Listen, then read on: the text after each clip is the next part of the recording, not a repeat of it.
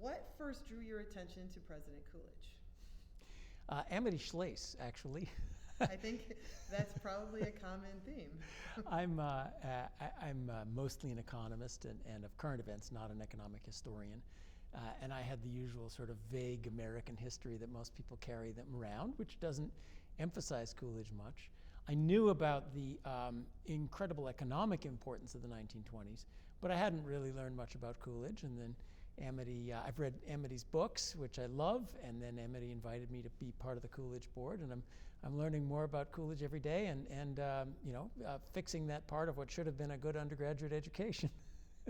Very good. So, what was the theme of your remarks at the conference?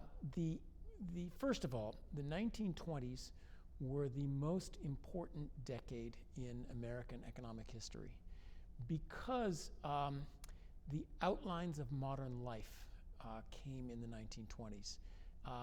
Average Americans, not the fancy people, average Americans got electricity, electric appliances, automobiles, running water, and sewers. I mean, let's go back to outhouses and horse poop in 1919. 1920, have modern life. Radio, telephones. You could go back to 1929, and it would be, you and I, it would be normal life. We could go out, we could get a cab, we would know how to use the faucets. If we go back to 1919, we're in another planet. So that was really the most dramatic transformation, and it's hidden.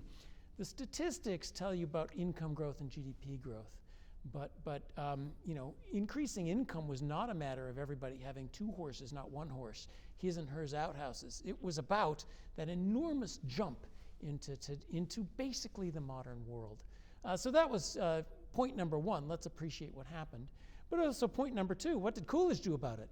This was not a federal infrastructure program, a federally guided transition. Coolidge worked hard to cut taxes, to keep all sorts of bad ideas from the government for interfering in the economy in place. He really reformed and preserved American institutions of government, and this wonderful thing happened. It also helped to provide the background macroeconomic stability. The huge inflation of the early 1910s ended. All the debt problems that were going on in Europe didn't happen in the US. He paid down the debt, but it provided the framework where this just tremendous thing could happen to the lives of ordinary Americans. Great. Is there anything important about Coolidge that you may not have had a chance to say in your public remarks at the conference? Oh, all sorts, but let's advertise Amity's book. No, I think I covered what's important for a small conference like this. But I'm learning lots more about Coolidge every day, so I think it is important to continue studying. And I'll highlight some things I learned. Coolidge was not, what I learned in researching for this, Coolidge was not personally a rabid free market libertarian who came in and imposed his view of things. Coolidge actually was fairly progressive in his policy preferences, but he said, this is not the job of the federal government, this is the job of the states. And I think that reverence for American institutions is far more important than finding some great leader who will take us in the direction we want. If we can just buttress the American institutions, things will come out right.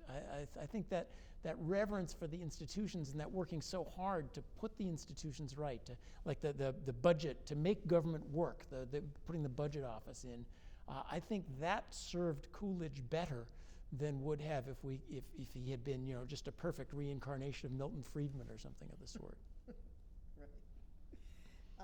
So you've had the chance at this conference to hear a lot of other speakers. Has there been anything that you've learned that you feel needs to be emphasized in Coolidge's centennial year?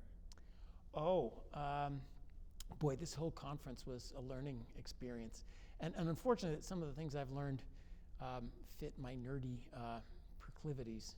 I didn't really understand the importance of the reform of the creation of the budget process in the Office of Management and Budget.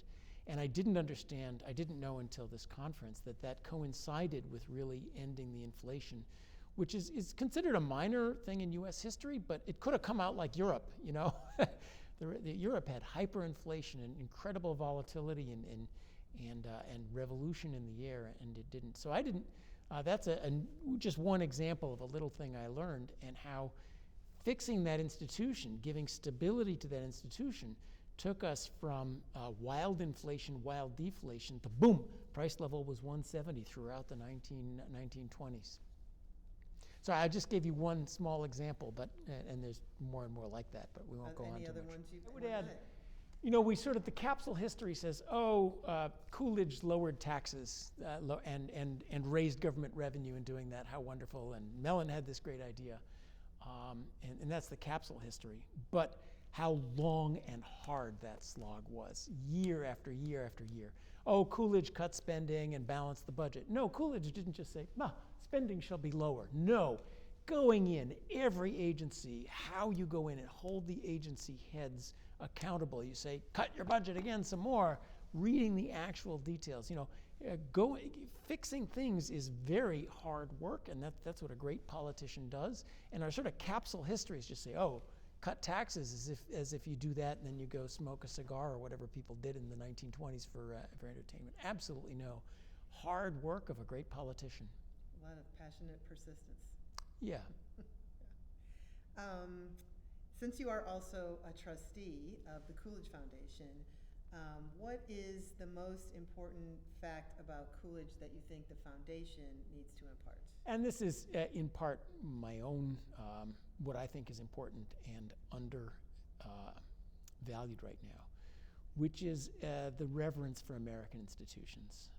For it's not, we're going to win a 51-49 vote and pass a flurry of executive orders and tell all the administrative agencies to do a whole of government approach on whatever our party wants.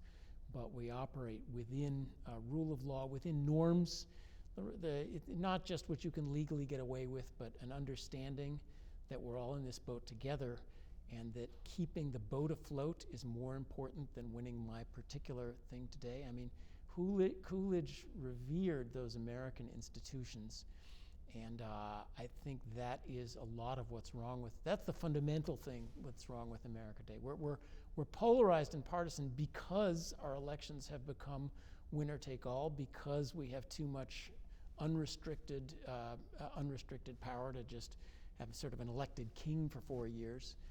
Coolidge wasn't that way, and that's the key, I think, to fixing our current problems. It's always, I'm an economist, it's always in the rules of the game and how it's being played. It's not in the people.